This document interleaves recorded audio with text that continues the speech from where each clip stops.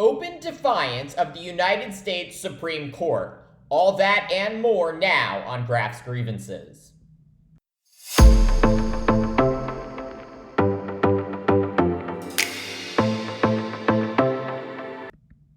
The Supreme Court ended its most recent term flexing its conservative muscle, the 6 Republican-appointed justices uniting to strike down affirmative action in college admissions, favoring religious speech over anti-discrimination laws, and blocking President Joe Biden's student loan forgiveness plan. The 3 remaining Democratic-appointed justices finding themselves in the minority in each of these major cases. But, to the great surprise of court watchers, the Supreme Court also ruling this term that Alabama diluted the power of black voters in drawing a congressional voting map. The 5-4 decision, written by Chief Justice John Roberts, saying a lower court had correctly concluded that the new congressional map violated the landmark Voting Rights Act of 1965.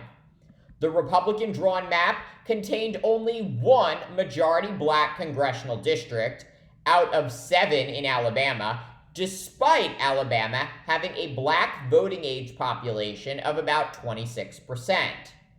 The lower court's ruling that Alabama's black population was both large enough and sufficiently compact for there to be a second majority black district. Joining the Chief Justice in his decision was his fellow conservative Justice Brett Kavanaugh and the court's liberal wing of Justice Sonia Sotomayor, Justice Elena Kagan, and Justice Ketanji Brown Jackson. The ruling celebrated by Democrats, including President Joe Biden, who said, quote, "Today's decision confirms the basic principle that voting practices should not discriminate on account of race." But despite the Supreme Court's crystal clear ruling, Republicans in Alabama had other plans. Instead of simply redrawing Alabama's congressional map to include a second majority black congressional district, or something quite close to it, Alabama's Republican-controlled legislature redrew the congressional map with just 1 majority black seat. So the same as before.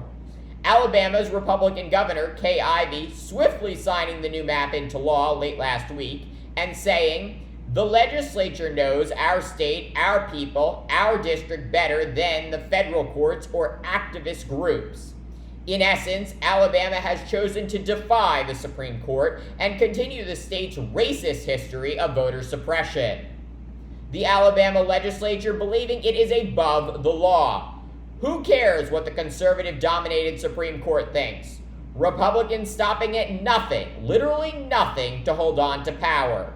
Instead of trying to win over black voters and convince them that Republicans have better policy solutions, Republicans would rather defy the Supreme Court and deny black Americans the opportunity to elect the candidate of their choice. The question now, who is going to stop them? Sure, Alabama's redrawn map will be challenged again, but why will Republicans listen to the court this time? This burgeoning constitutional crisis is about way more than just Alabama. Redistricting battles also playing out in the courts in New York, North Carolina, Georgia, and Texas.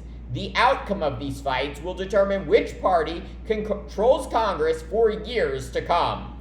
Which is why it is hardly surprising that, according to NBC News, Republican House Speaker Kevin McCarthy reached out to the Republican legislators in Alabama tasked with creating the new map and expressed concerns about maintaining his House majority.